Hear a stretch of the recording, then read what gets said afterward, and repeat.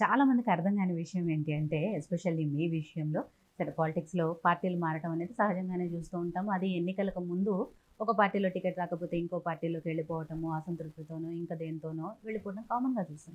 But మీ విషయంలో కొంచెం డిఫరెంట్గా ఉండింది. ఆల్రెడీ బీఆర్ఎస్ పార్టీలో ఎప్పటి నుంచో ఉన్నారు. నాన్న ఎమ్మెల్యేగా మొన్న గెలిచారు. చాలా కష్టమైన సమయంలో కూడా ఆయన బీఆర్ఎస్ పార్టీ నుంచి ఎమ్మెల్యేగా గెలిచారు. అలాంటిది గెలిచిన తర్వాత మళ్ళీ మీకు ఎంపీ టికెట్ కూడా ఇచ్చారు బీఆర్ఎస్ నుంచి. టికెట్ ఇచ్చిన తర్వాత పార్టీ ఎందుకు మారాల్సి వచ్చిందని, ఇవ్వకపోతే మారటం అది వేరు, బట్ ఇచ్చిన తర్వాత కూడా మారారు సరే, అది ఎందుకు చాలా మందికి అర్థం కావట్లేదు, డైజెస్ట్ చేసుకోలేకపోతే. అవును. అయితే దానికి అనేక కారణాలు ఉన్నాయండి. మా నాన్నగారు ప్రత్యక్షంగా ఎమ్మెల్యేగా గన్పూర్లో లేక 15 సంవత్సరాలు అవుతుంది. అయినా కూడా మొన్నటి కాంగ్రెస్ వేవ్లో కూడా తట్టుకొని నిలబడ్డారు. మా దగ్గర వరంగల్ జిల్లాలో ఇప్పుడు ప్రస్తుతం 7 నియోజకవర్గాలు ఉన్నాయి. అందులో 6 కాంగ్రెస్సే గెలుచుకుంది, 1 నాన్నగారు గెలిచారు. నాన్నగారు గెలవడానికి గల కారణం ఏంటి అంటే గన్పూర్ ప్రజలు కడియం శ్రీహరి అయితేనే మాకు అభివృద్ధి చేస్తాడన్న నమ్మకంతో చేశారు.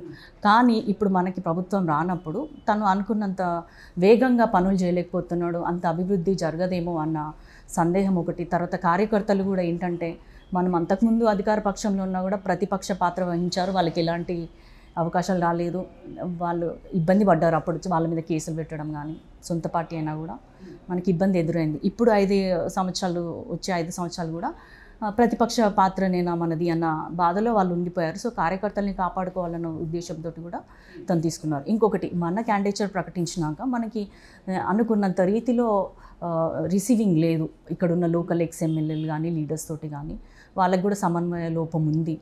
దానివల్ల అనేక కారణాలు చూసుకున్నాము. ప్లస్ ఏదైతే కాంగ్రెస్ ప్రభుత్వం వచ్చిందో వాళ్ళు తవ్విన కొద్దీ వాస్తవాలు బయటకు వస్తున్నట్టు, వాళ్ళు లిక్కర్ స్కామ్ వచ్చింది అంటే ఇది సెంట్రల్ నుంచి వచ్చింది అయి ఉండొచ్చు.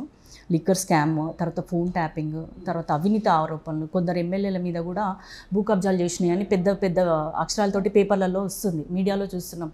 సో ఇన్ని ఆరోపణల మధ్యలో మనం వెళ్ళడము, ఆ విధంగా కూడా మన పొలిటికల్ ఎక్కడ వస్తాయో అంటే ఆరోపణలు అనేది మన మీద వచ్చే సమస్య లేదు. ఎందుకంటే వచ్చేది ఉంటే ఇప్పుడు కడియం శ్రీహరి 5 ఏళ్ళలో 10 ఏళ్ళలో నుంచి లేడు, 35 ఇయర్స్ నుంచి తను రాజకీయాల్లో ఉన్నాడు. ఎప్పుడో వచ్చేది చిన్న పెట్టి ఇష్యూ కూడా మన మీద లేదు. మన మీద ఆరోపణలు వస్తాయని కాదు, కానీ మనం ప్రజల దగ్గరికి వెళ్ళినప్పుడు ఏమని అడుగుతాం ఓటు, మన పార్టీలో ఇన్ని తప్పులు జరుగుతున్నాయి, ఇప్పుడు ఒక్కొక్కటి బయటకు వస్తున్నాయి.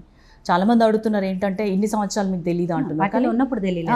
అయితే ఇప్పుడు విషయం ఏంటంటే బయటికి రావడం, పబ్లిక్కి తెలిసిపోతుంది, పబ్లిక్గా బయటకు వచ్చేస్తున్నాయి. మనకు కూడా అప్పుడు డౌట్గా ఉండేది, జరుగుతున్నాయా లేదా సందేహంతో ఉన్నాం తప్ప అప్పుడు మన ప్రభుత్వమే కాబట్టి మనము ఇవన్నీ బయటపడలేదు. మన వరకు కూడా షోరా ఇది అన్నది మనకు తెలీదు. ఇప్పుడు ఏదైతే వాస్తవాలు బయటకు వస్తున్నాయో ఓహో అంటే ఇది నిజంగానే జరిగింది, ఎందుకంటే ఎట్లయినా అది ఒక క్లోజ్డ్ గ్రూప్లో జరిగిన ఇష్యూస్ కాబట్టి అందరికీ తెలియాలని ఏం లేదు పార్టీలోనంత మాత్రాన. ఇప్పుడు బయటకు వస్తున్నాయి కాబట్టి వద్దు అని అనుకున్నాము. ఇది ఇవాళ టైమ్ టు టాక్. మరో గెస్ట్తో టైమ్ టు టాక్లో మళ్ళీ కలుద్దాం. చూస్తూనే ఉండండి యూహెచ్వి.